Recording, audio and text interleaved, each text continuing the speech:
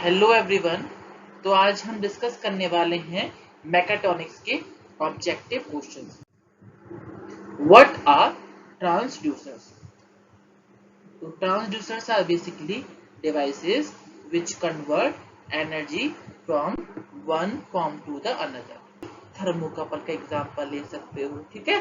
तो ये क्या करेगा, ये टेम्परेचर को, ठीक, थर्मल एनर्जी, टेम्परेचर का मतलब थर्मल एनर्जी, इसको कन्वर्ट कर देता है किसमें, वोल्टेज में, जो इलेक्ट्रिक सिग्नल है।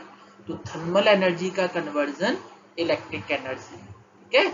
तो इस तरीके से एनर्जी को एक फॉर्म से दूसरे फॉर्म में कन्वर्ट करते हैं ट्रांसड्यूसर, क्योंकि इलेक्ट्रिक एनर्जी को मेजर करना बहुत इजी है ना। आप किसी भी सर्किट में ना इसको मेजर कर सकते हो, क्योंकि जितने भी आपके कंट्रोलर्स होते हैं वो इलेक्ट्रिसिटी पे बेस्ड होते हैं। तो ट्रांसड्यूसर इसलिए यूज होते हैं मैकेट्रॉनिक सिस्टम।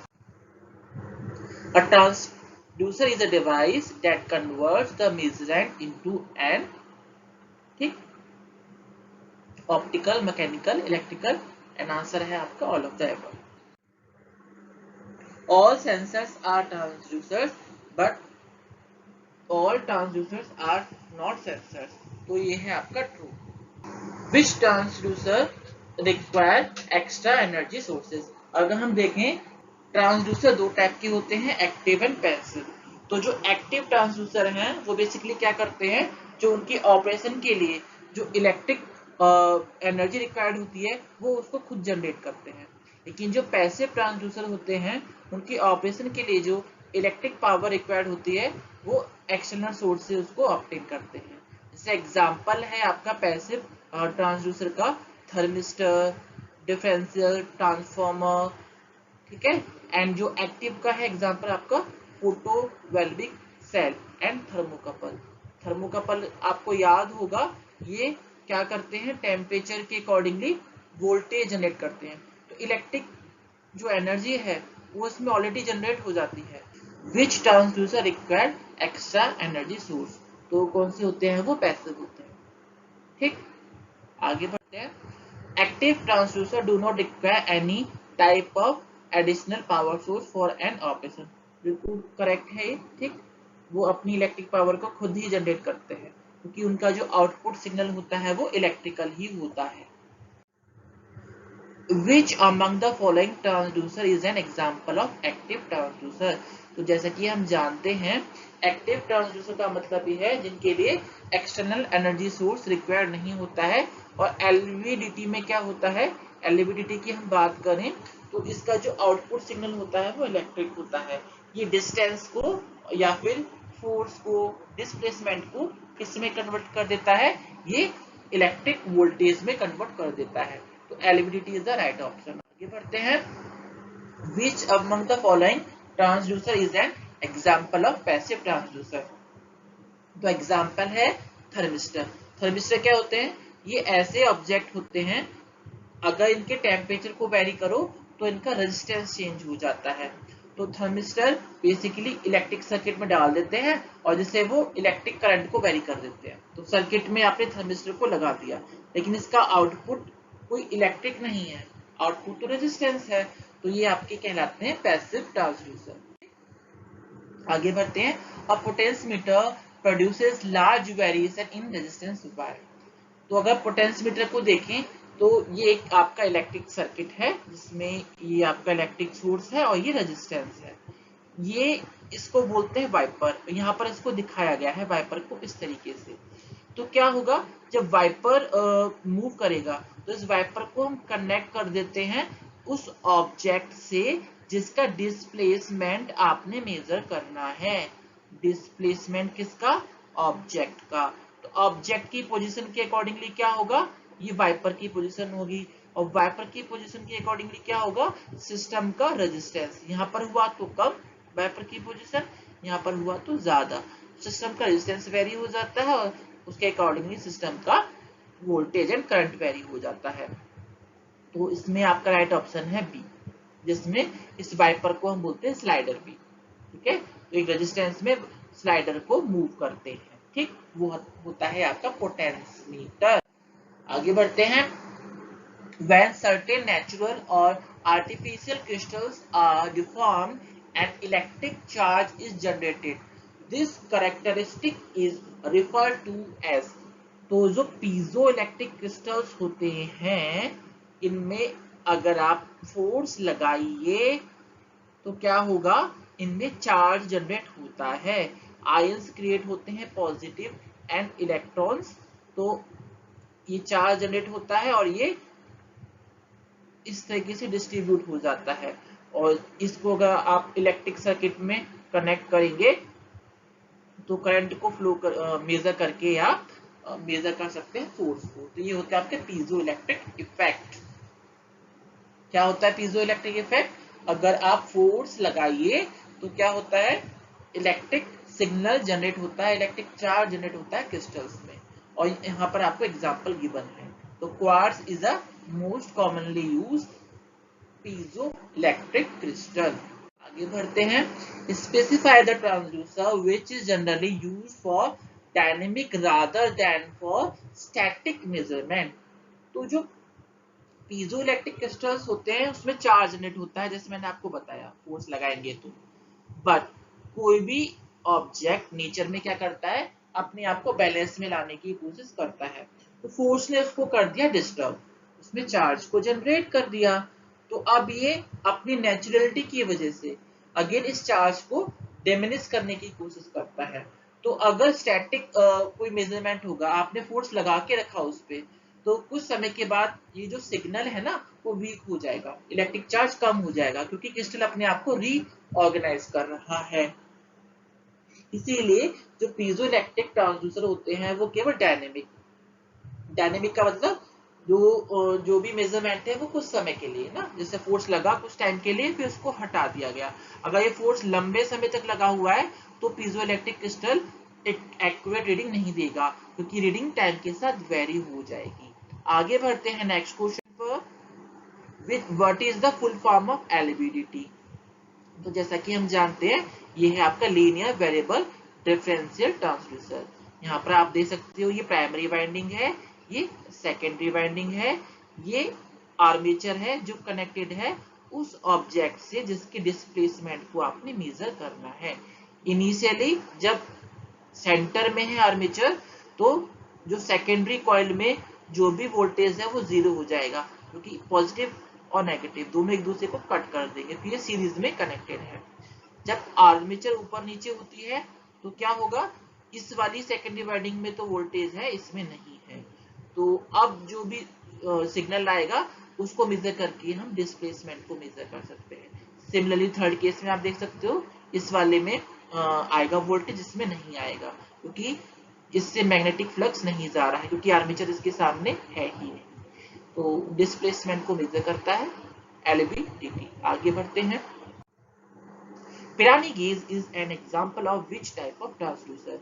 तो वेरी लो प्रेशर को मेजर करने के लिए चार टाइप के ट्रांसड्यूसर यूज होते हैं, Pirani gauge, ionisation, Knudsen and McLeod gauge. और जो पिरानी गेज है उसको आप जनरली वो वर्क इस पे करता है कि आप किसी भी ऑब्जेक्ट के प्रेशर को चेंज करो तो उसका रेजिस्टेंस चेंज हो जाता है, ये इसका वर्किंग प्रिंसिपल है। तो आप देख सकते हो इसका रेजिस्टेंस चेंज हो रहा है, कैसे, क्योंकि इसका प्रेशर आप चेंज कर रहे हो। ठीक, आगे बढ़ते हैं, static characteristics of any sensor और transducer are determined by observing criteria that very slowly with time. तो स्टैटिक जो कैरेक्टरिस्टिक्स है जनरली वो तभी यूज होते हैं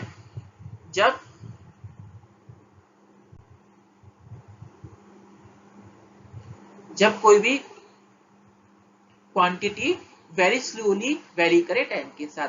अगर रैपिडली वेरी कर रही है कोई फिजिकल क्वांटिटी तब आप यूज करते हो क्या, डायनेमिक कैरेक्टरिस्टिक्स। ठीक, spring is a mechanical transducer converting force to. तो आप देख सकते हो आप जब स्प्रिंग पे फोर्स लगाते हो तो उसमें डिस्प्लेसमेंट होता है, डिफ्लेक्शन। इस डिफ्लेक्शन को या फिर डिस्प्लेसमेंट को मेजर करके हम फोर्स को मेजर कर सकते हैं। तो इन दोनों के बीच में हम क्या कर सकते हैं, एक रिलेशन डेवलप करते हैं जो आपका होता है, जैसे कि आपको पता होगा F is equals to K delta. Delta deflection, K is stiffness of the spring and F is the force. ठीक है, आगे बढ़ते हैं. Which method can reduce dynamic error? तो डायनेमिक एरर का मतलब ये है कि डायनेमिक एरर में बेसिकली दो टाइप के एरर होते हैं. ठीक है, speed of response and lag. ठीक है, तो अगर आप स्पीड ऑफ रिस्पॉन्स को इंक्रीज कर रहे हो, यानी इनपुट क्वांटिटी वेरी कर रही है टाइम के साथ और आउटपुट भी उसी स्पीड पे वेरी करे ना, तब क्या हो जाएगा, डायनेमिक एरर कम हो जाएंगे. अब होता क्या है, जब आपका इनपुट क्वांटिटी जल्दी जल्दी वेरी कर रही है और इंस्ट्रूमेंट जो है आउटपुट को वेरी नहीं कर पा रहा है, तो क्या होगा, इनपुट कुछ और है और आपका आउटपुट कुछ और दिखाया जा रहा है ना, तो स्पीड ऑफ रिस्पॉन्स इंक्रीज कर दीजिए तो डायनेमिक एरर रिड्यूस हो जाएगा. आगे बढ़ते हैं next. In the level of integration of the mechatronics. In the level of integration of mechatronic system, an example of the first level is. तो अगर आप देखें तो मैकेट्रॉनिक्स का जो डेवलपमेंट है उसको 3 स्टेजेस में डिवाइड किया गया है. स्टेज 1 जहां बेसिकली क्या हुआ था, जितने भी मैकेनिकल मशीन्स हैं उनको इलेक्ट्रिकल मशीन से ऑपरेट किया गया था. इलेक्ट्रिक मोटर ऑपरेट करती हैं मैकेनिकल मशीन्स को. ठीक, ये स्टेज 1 में हुआ था. तो उसका सिंपलेस्ट एग्जांपल है fluid valve. Automatic machine tools, industrial robots and micro processors, ये तो लेटर स्टेज में आए थे. ये सब सेकंड स्टेज में आए थे, जहां अब इस इलेक्ट्रिक मोटर को जो है हम एक पीसीबी सर्किट से, जैसे कि आप वॉशिंग मशीन को देखो तो वॉशिंग मशीन में मोटर होती है, उस मोटर से आपकी मशीन ऑपरेट करती है. लेकिन स्टेज 2 में आया था वो सर्किट. जो सर्किट होते हैं आपने देखे होंगे, जितने भी आपके इक्विपमेंट होते हैं, एसी हुआ, वॉशिंग मशीन हुआ, उसमें जो सर्किट आए थे वो आपके स्टेज 2 में आए थे. और स्टेज 3 में आके क्या हुआ था, रोबोटिक्स का इन्वेंशन हुआ एंड देन आर्टिफिशियल इंटेलिजेंस, ये स्टेज 3 में आए थे. ठीक है, तो स्टेज 1 में आपका फ्लूइड वॉल्व है. आगे बढ़ते हैं नेक्स्ट क्वेश्चन पर. What is the role of second level in the mechatronic system design. जैसा मैंने अभी बताया था आपको, स्टेज 2 में क्या हुआ था, माइक्रो इलेक्ट्रॉनिक्स, मतलब ये जो आपके पीसीबी सर्किट्स होते हैं, आपने देखे होंगे जो सर्किट्स होते हैं वो सब इलेक्ट्रिक मशीन को कंट्रोल करते हैं. ये आया था स्टेज 2 में. ठीक, आगे बढ़ते हैं नेक्स्ट क्वेश्चन पर. What is the sensitivity of a sensor if the difference between two alternative output observation is 0.6 and the difference between two alternative input observations is 0.2. जैसा कि हम जानते हैं सेंसिटिविटी क्या होती है, it is the ratio of change in output signal to the change in the input signal. Output signal में जो चेंज आ रहा है वो 0.6 का आ रहा है, उसको अगर डिवाइड करेंगे चेंज इन इनपुट सिग्नल को तो वो 0.2. तो आंसर आपका हो जाएगा 3. तो right option is option A 3. आगे बढ़ते हैं next. What is the relative error of an object of an observation taken by an ultrasonic sensor which predicts the distance of an object to be 3.1 centimeter but the actual value is 3 centimeter. तो अगर हम देखें तो यहाँ पर 3 को 3.1 बता रहा है ऑब्जेक्ट, इट मींस एरर कितना है 0.1 का. उस एरर को एक्चुअल वैल्यू से करेंगे डिवाइड तो आपका आंसर आएगा 0.033. आगे बढ़ते हैं. which part of the pneumatic system stores the compressed air. तो अगर न्यूमेटिक सिस्टम की बात करें तो क्या होता है, एक कंप्रेसर होता है जो एयर को कंप्रेस करता है, उससे कंप्रेसर से पहले लगा होता है फिल्टर, एटमॉस्फेरिक एयर को फिल्टर करके कंप्रेसर में भेजते हैं, कंप्रेस्ड एयर को कूल करते हैं, इम्प्योरिटीज को कंप्रेस्ड एयर को कूल करते हैं और उसके बाद उसको रिसीवर टैंक में स्टोर करते हैं. और इस कंप्रेस्ड एयर को हम किसी भी एक्चुएटर में एंटर कराते हैं और एक्चुएटर में जब ये एक्ट करता है पिस्टन पे तो पिस्टन मूव करता है और उससे बीच में होते हैं आपके कंट्रोल वॉल्व. ठीक है, जो फ्लो को कंट्रोल करते हैं। अगर फ्लूइड को यहाँ पर ले गए तो ऐसे मूवमेंट होगा, और अगर फ्लूइड यहाँ पर आ गया इस साइड तो ऐसे मूवमेंट होगा पिस्टन का। तो जो रिसीवर टैंक होता है वो स्टोर करता है कंप्रेस्ड एयर को। तो रिसीवर टैंक होता है between the actuator and the compressor. आगे बढ़ते हैं नेक्स्ट क्वेश्चन में। Hydraulic systems are slower in operation. अभी क्वेश्चन आपका कंप्लीट नहीं है। Slower in operation as compare to the pneumatic. तो न्यूमेटिक में एयर यूज करते हैं, ये हाइड्रोलिक सर्किट है, सेम ऑपरेशन है, ठीक है। यहाँ पे आपका ऑयल होगा एयर की जगह, ऑयल को पंप के थ्रू कंट्रोल वाल्व यूज करते हुए उसको एक्चुएटर में ले जाएंगे, और एक्चुएटर में पिस्टन आगे पीछे मूव करेगा according to the fluid. Fluid कहाँ पर एक्ट कर रहा है। तो स्लोअर होता है क्योंकि फ्लूइड की विस्कोसिटी ज्यादा होती है, लिक्विड की विस्कोसिटी एयर से ज्यादा होती है। तो इसका जो ऑपरेशन होता है ना हाइड्रोलिक सिस्टम का, वो स्लोअर होता है as compare to the pneumatic system. तो ए ट्रू इज राइट। आगे बढ़ते हैं नेक्स्ट क्वेश्चन में। Dash restricts the air flow. तो ये डायग्राम आप देख सकते हो, आप एग्जांपल है, आप घर में जो भी आपका वाटर टैप होता है तो आप उसको टर्न करते हो ऊपर से, तो उसका जो भी नोब है वो फ्लो के पैसेज को रिस्ट्रिक्ट करता है या फिर ओपन करता है। तो जो थ्रॉटल वाल्व है वो बेसिकली क्या करता है, जो भी फ्लो है उसको रिस्ट्रिक्ट करता है। तो राइट ऑप्शन है ए, इसको बोलेंगे थ्रॉटल वाल्व, जो फ्लो रेगुलेटिंग वाल्व होता है। नेक्स्ट है आपका डायरेक्शन कंट्रोल वाल्व से न्यूमेरिकल सॉरी क्वेश्चन। 5/2 वे सिंगल सोलेनोइड वाल्व है। तो डायरेक्शन कंट्रोल वाल्व को डिटेल में मैंने अपने लेक्चर में बताया है, तो उसको आप देख सकते हैं। तो जो स्पेसिफिकेशन है उसमें जो पहला टर्म होता है आप देख सकते हो वो होता है पोर्ट, और दूसरा होता है पोजीशन। तो सिंपल सा ये वाल्व की बॉडी है, उसमें जो ओपनिंग्स होती हैं, जो ओपनिंग है जहां से फ्लूइड एंटर या एग्जिट करता है उसको बोलते हैं पोर्ट, ठीक है। तो 5 ओपनिंग है वॉल की बॉडी में, और बीच में क्या होता है एलिमेंट जो इन पोर्ट्स को ओपन या क्लोज करता है। तो उस एलिमेंट को जो भी होता है उसको स्पूल या फिर पपेट बोलते हैं। तो उसकी 2 पोजीशंस हैं, ठीक है।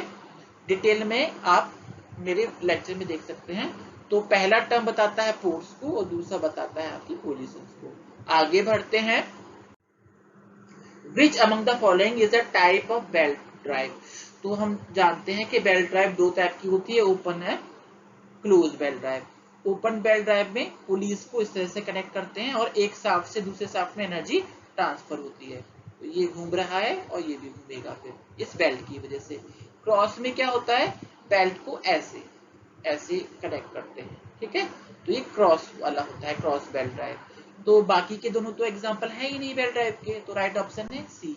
ओपन की जगह क्रॉस भी होता तो वो भी आपका राइट ऑप्शन होता, ठीक है। आगे बढ़ते हैं नेक्स्ट क्वेश्चन पे। The one-way valve that lets air into the reservoir of a compressor but does not let it out is a।